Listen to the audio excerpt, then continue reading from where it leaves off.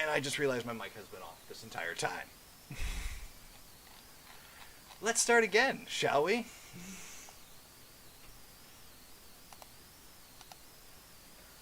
Welcome back to another week of possible spoilers ahead, as always, since we will be talking about the last week of wrestling. And while I may not be spoiling anything for you, as the name suggests, there could be possible spoilers ahead.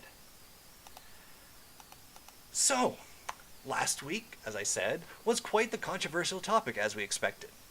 I really enjoyed hearing all your reasons for agreeing and disagreeing with me about that specific topic.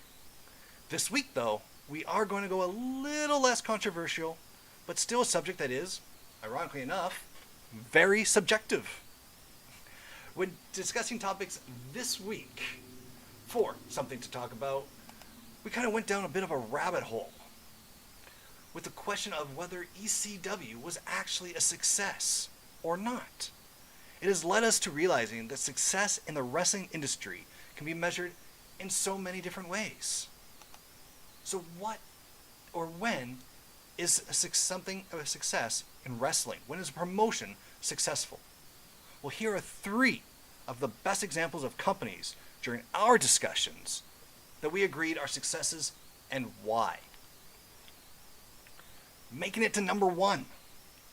So one way to measure success is to see who is or was in the top spot. WWE is currently the top dog in the wrestling industry, and that can't be argued regardless of our personal feelings on the quality of their product. But they weren't always the top dog. For a time period, it is each person's opinion on whether we consider it a long or short period, World Championship Wrestling was number 1 in the ratings every week in a very hot wrestling and television market. It can be debated who penetrated pop culture more during the Monday Night Wars, but there's no debate that World Championship Wrestling was part of pop culture in a big, big way. From the Baywatch tie-ins, movies that may have better memories for some than others, and of course, the NWO. I remember seeing Dennis Rodman, Karl Malone, Jay Leno, and others all appearing on WCW, and people like Hogan, DDP, and Bischoff doing angles on talk shows like The Tonight Show on NBC, which was not a Turner network. They got so popular that WWF was actually on the verge of bankruptcy at one point and came very, very close until things changed, and then WCW was gone a few years later. We can debate until we are blue in the face about what caused the downfall of World Championship Wrestling. But there is no debate that the downfall started from the top. Now, longevity is another way that you can determine success. World Championship Wrestling existed for a total, wait for it, of 13 years. If you will recognize October 11th, 1988 as the official beginning of World Championship Wrestling as an organization. On the 19th of June, 2021, Impact Wrestling will be 19 years old. Has Impact or TNA ever hit the success financially or industry-wise as WCW did in their time? No. But are they a company that has their audience? Yes. Do they have owners who are behind them and happy with its current spot in the industry? Yes. Not only has Impact Wrestling outlasted the predictions that have been placed on them time and time and time again, they have also produced some of the best talent the industry has ever seen by giving them a spotlight. Would AJ Styles have ever hit the levels he has in WWE if not for his run in TNA? Would Samoa Joe have ever been on Raw or SmackDown, let alone win a main roster championship, if not showcasing his skills in TNA? It is true that at times, on screen and behind the scenes, the TNA or Impact Wrestling has been a mess. But here they are today, still standing. And let's not forget that without TNA, along with Gail Kim, Awesome Gong, Taryn Terrell, Tara, The Beautiful People, Mickey James, and many, many more, showcasing women's wrestling in the Knockouts division, there would never have been a women's revolution. Maybe. But you all get my point. They have to be considered a success at this point for almost just that alone, not just their longevity. Now, one thing they didn't have, or don't have, is a connection so much with the crowd that people chant TNA at other shows. And that connection sometimes can make a company a success. Sometimes a company can never get to number 1 or even number 2, but in a way be a success for that ability to connect with their audience. And not just connect with them, but have that connection bleed over into the industry as a whole. ECW, in a lot of fans' eyes, is considered a success. The stories of bounce checks and illegal use of copyrighted music add to that aura of raging against the machine that made them huge, but in a business sense would have investors running for the hills. But to this day, we still hear those 3 letters chanted from time to time when something is so extreme, in the true sense of the word and not just the hardcore wrestling sense, from what they are used to seeing. They yell it out in unison. People that have never watched an ECW show will yell out those 3 letters. Think about that. In 2021, there are still those who chant ECW when it closed over 20 years ago, while only ever being a company for 9 years. People to this day are still making $1 of what ECW was and started. That has to make them a success, right? Well, we'd love to hear what you think about what makes wrestling a success. What makes a company a success in the wrestling industry? Give us a comment letting us know your thoughts below. And if you enjoyed hearing our thoughts on what we think makes a success or a company a success in wrestling, give us a like, give us a subscribe, give us a follow, whatever you can do, share it with your friends. It's much appreciated. And with that, normally we would go on to some sound on, sound off, but there was no real power this week. It was just Power Surge. We didn't get a chance to watch NXT UK yet. So really, there was Double or Nothing, which we didn't even do a sound off for this week, as you know. So that left NXT, Impact, and Dynamite, and the NWA pay-per-view earlier. So, that being said, we'll just move on to our pay-per-view predictions, results from Double or Nothing this past weekend. So, myself, I got 6 out of 9, not winning the night, making myself now 39 out of 64, batting a 609 for the year.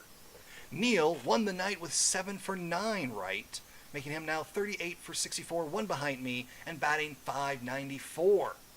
Then Adam tied me on the night, keeping him 2 behind me overall, batting a 578 at 37 for 64. Now we'll move on to our Let's React poll results. This week, as of late, we have seen the emergence of authority figures in wrestling who move stories forward instead of having their own stories. While we still see exceptions to that, those stories still seem to be secondary to another major story. Since this has occurred, we really started to see how the authority figures, or just those playing them, have become a lot more entertaining to watch. This brought us to this week's question of which authority figure is your favorite right now. So our options were Sid Scala from NXT UK, William Regal from NXT, Adam Pearce for Raw and SmackDown, and Scott D'Amore from Impact Wrestling. In 4th place, poor Sid Scala has 0.6% of the vote. In 3rd was Adam Pearce, getting 5.4% of the vote at this current time. And now the big shock. Tied for first. Yes, tied. I thought Scott D'Amore might give Regal a run for his money, but oh boy, did you guys speak loudly. Regal and D'Amore are tied with 47% of the vote exactly getting the same amount of votes across Facebook, saying Regal and D'Amore are equal in being the best authority figure right now. And really, that's the truth. They are equal in every sense of the way, and both equally entertaining and both great at their jobs. Let us know what you guys think below. So from there, we will move on to 5. Helps if I press the button when I do that. 5, there we go. So with that, we have our 5 favorite matches of the week, which this one is going to be a diverse group because, as I said, we have so many weird shows that happen today. We have 2 pay-per-view matches, or 3 pay-per-view matches out of the 5, but from 2 different pay-per-views, which is rare in a week. It's what happens when a pay-per-view airs before we do something to talk about. That's right, spoiler alert, today's pay-per-view is on the 5. We have, for the first time ever, one person appearing twice on this list. Can you guess who it is? Here we go. Number 5. The only match from NXT this week making it is this big shocker. I didn't expect to like it when it happened, but it's Jake Atlas versus L.A. Knight. Yes, L.A. Knight, Jake Atlas, NXT surprises. It really helped with putting over the Cameron Grimes, Jake Atlas, $1 Million Man story, with Jake Atlas actually picking up the win over L.A. Knight. Which now, that will bring us to 4, which is from today. Earlier today, the NWA pay-per-view, When Our Shadows Fall, for those who've seen it, will most likely know exactly what match I am talking about. And that is Camille versus Serena Deeb. That's right. Serena Deeb, Camille for the NWA Women's World Championship. Spoiler alert. Yes, it's in there. Possible spoilers ahead. Camille has taken the NWA Women's Championship back to the NWA, and it looks like Serena Deeb is moving on to the AEW, title picture.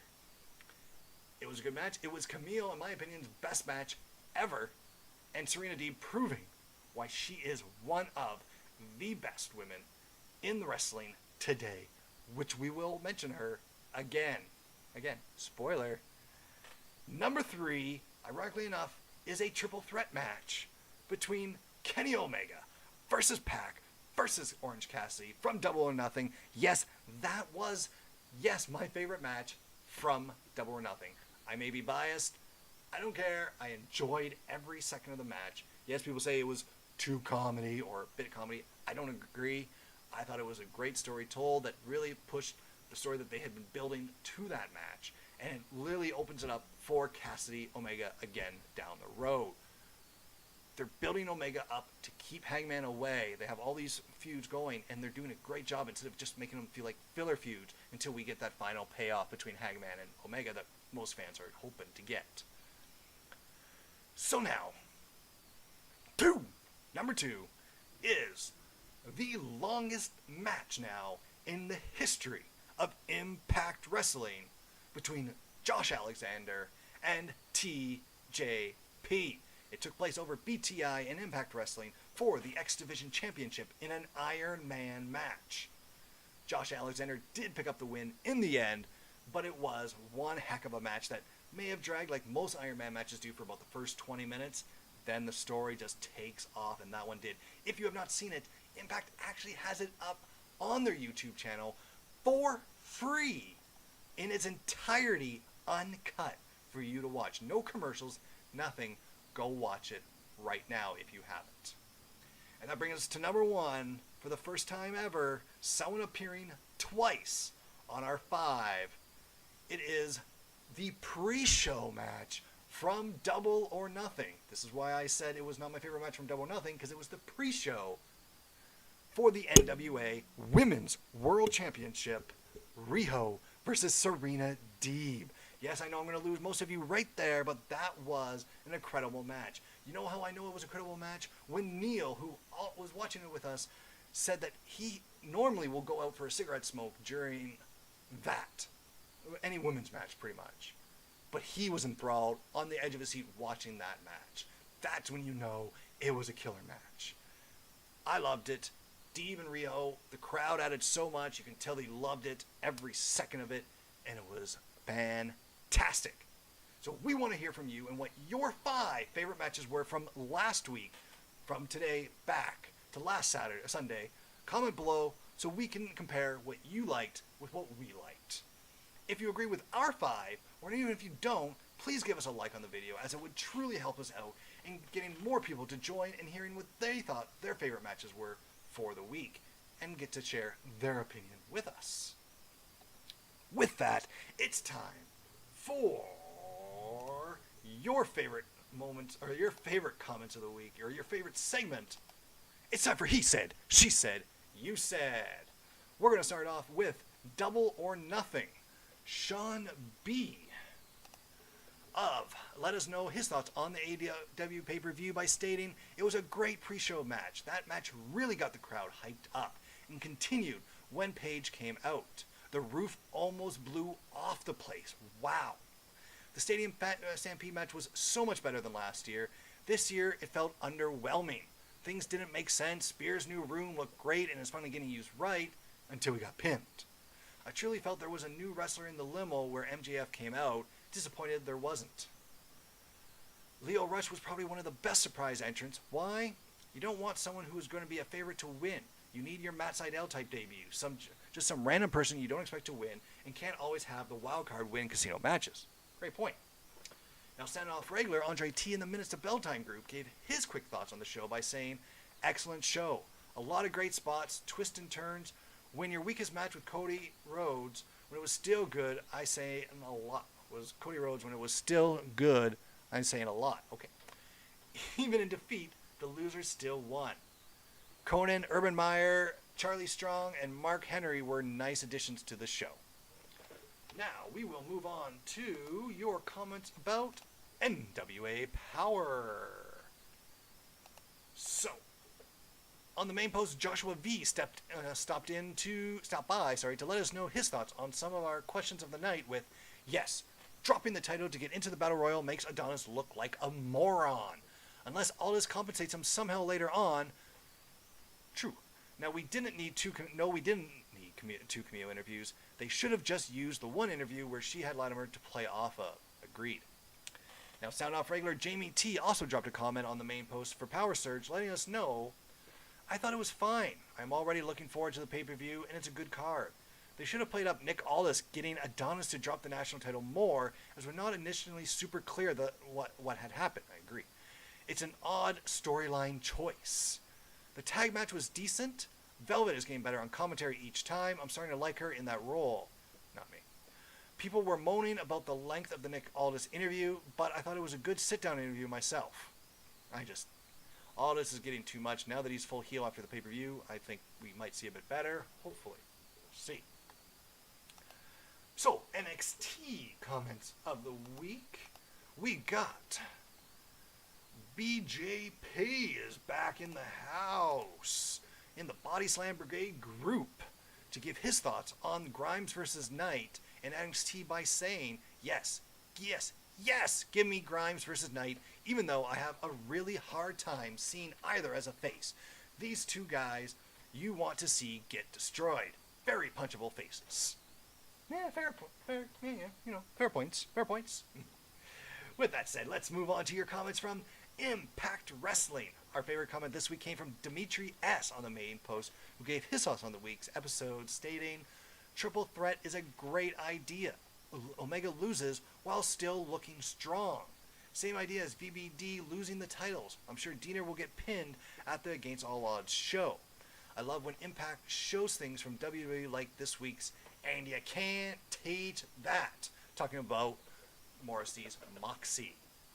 Again, pointing to Scott D'Amore and his greatness as an authority figure, as we mentioned earlier. Now, we leave off with Friday Night Dynamite comments. We had Nathan F. on the main post drop by to let us know his thoughts on the Andrade debut, saying Andrade is a top 5 wrestler in the world. I would rather Vega as his manager, but Vicky isn't a bad choice. If he's right, he will be one of the best signings they've had. All they need to do now is steal Daniel Bryan and wrestling landscape has seriously been changed. We'll see about that. That's it for He Said, She Said, You Said. As always, be sure to comment with your thoughts on any of our Let's React streams, Soundoff posts, or just send us a message letting us know what you thought of a show, and we could include them in next week's He Said, She Said, You Said segment. With that said, and now for something completely awesome. So we got a few mail calls this week, as those who follow us on Instagram may notice. So that's how we're going to end the show, as we have for the last couple of weeks. First, we're going to start off with our pro wrestling tees crates. We only do the t-shirts, so we're just going to show off the t-shirts we got this week because they were freaking fantastic. We got one of my all-time favorites, who we'll get to again here shortly. Jake the Snake Roberts, thank you. That is an amazing shirt. Love that one. And then another great talker. Went along really good with the Jake Roberts, so those who didn't see, Brian Pillman. Not Junior. He's the loose cannon. He's the senior. Beautiful shirts. Then we'll get a little bit away from the beautiful here for a second, because we're going to show you what we got from Amazon first. And that was this WrestleMania Shawn Michaels figure. This is literally how it came. Literally falling out of the bottom of the box. We got it open here, open there. But as you know, as we do every week, we open them up here. And so we don't really care that much. It's about to get destroyed, but I don't even have to because they made it easy for me. Oh, look how easy that is. Just douche. That's simple. So this is the Shawn Michaels I really wanted to get, but I also want to get that Paul Ellering. So now we've got his legs. We've got Ellering's legs, so that we can eventually get the others, one or the others, to get the Ellering head and the arms and the body. So there's Ellering's elite Build-A-Figure legs. Those will come in handy. Then we've got some Shawn's gloves here. Just making sure we got everything unsecured. The glove, the hands do not want to come out today. There we go. Finally got them out here. Exciting stuff, man. There we go. Come on. There. That was a job and a half getting these guys out. Little handy hands. The gloves. The good old school sexy boy. Sexy boy. Come on out, Shawn. Come on. So one problem with the damaged plastic from the shipping is that it's really making it hard to get them to come out. Even doing the good old school. Wow, that's loud, isn't it?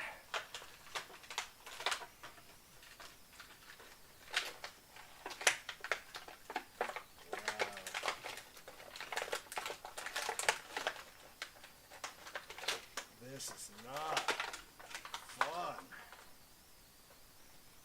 I have to take the sunglasses off of them here.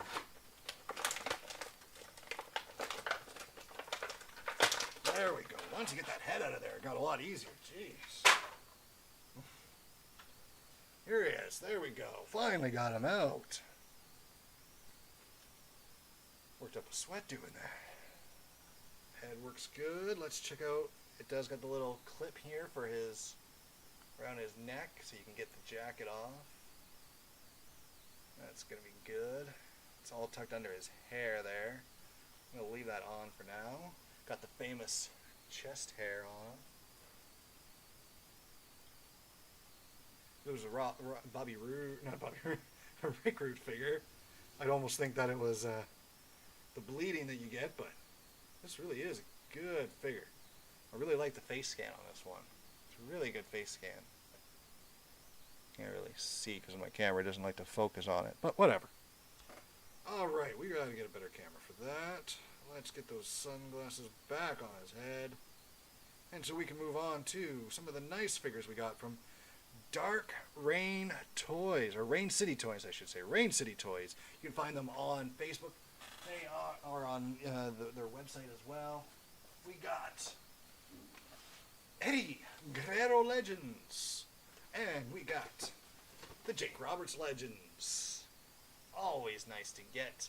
And for those asking, you can see, is it? Yes, this is the Canadian box.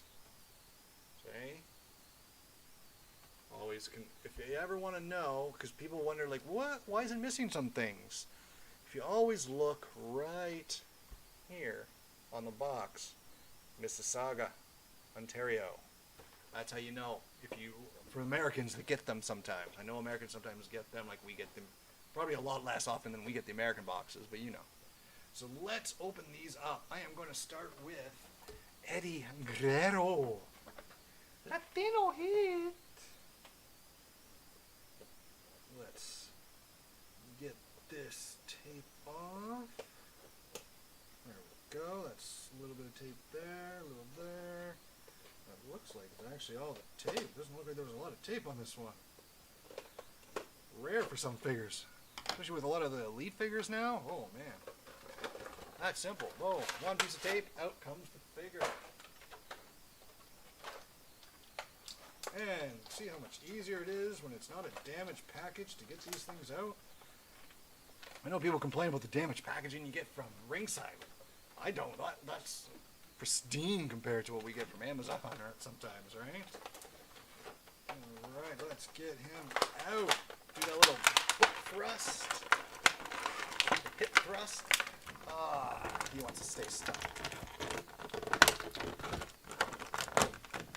Come on out. Come on, Eddie. You know you want it. There we go. Little down and out. There we go. Everything seems to be moving pretty good on this one. Got the elbow pads. I'm your poppy. There's only one poppy, and that's the big poppy, okay?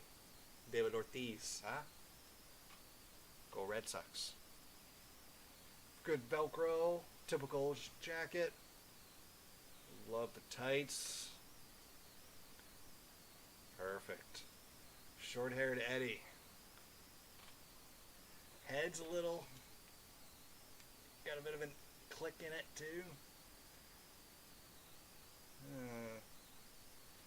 But what can you do? Alright, pretty sweet figure there. Add him to my legends. And speaking of legends, one of the greatest promo men in history, my favorite wrestler of all time. Let's open up this Legends, Jake the Snake Roberts. This one's got a bit more tape on the one side. Let's get rid of this tape here. There we go. Looks like just the one piece of tape on this one. Done. Just the Legends ones only have that one piece there on the one side. Makes it a lot easier.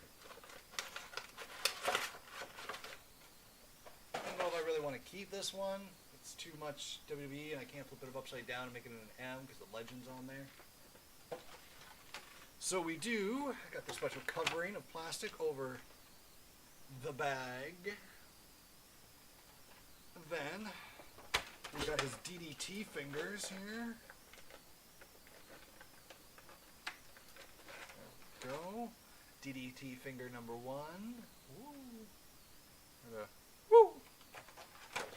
We all knew that.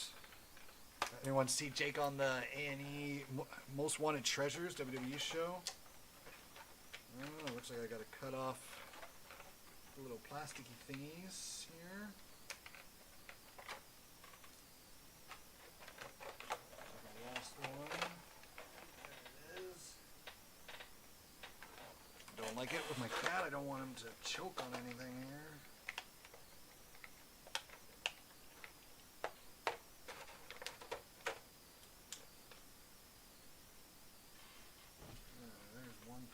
Where's the other?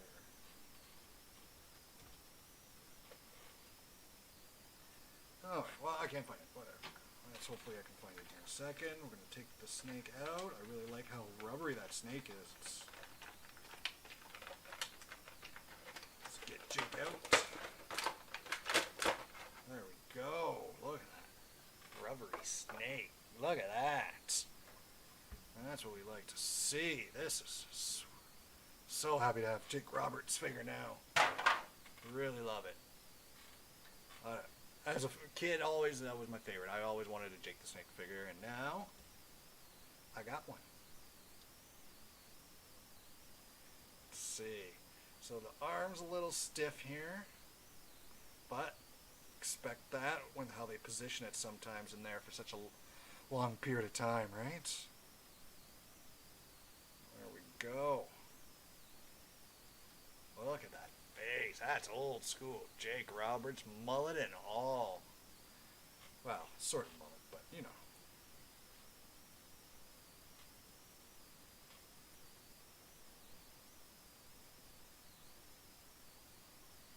I don't know how it's supposed to stay on him though, but assuming you just have it go back around him like that.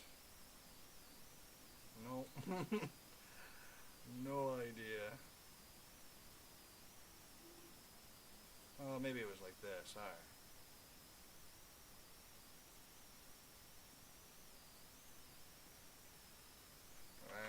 I don't know how it goes back on. I'll have to relook at the pictures and everything, but alright. I'm really happy with that guy. That's the one I really want. Him and Eddie, if Honey was able to get those legends, we don't get them in stores as easily here, especially with the pandemic in Canada, but you know, we get what we can get. See, no issue standing up. Let's see if he fits in. I just want to see if the snake will go in here. Because what's the point of having the bag if the snake doesn't fit in the bag, right? I'm having to stuff him in there. Get your head in there, boy. Come out. Get your head in there.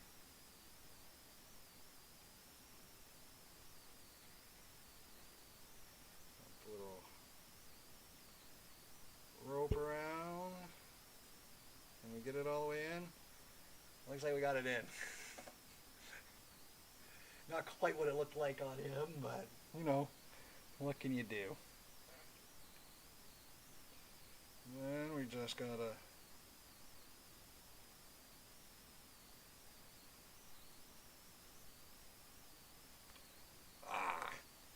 I'll eventually try to get it to pose with the bag, where he's got it over his shoulder. That's the key.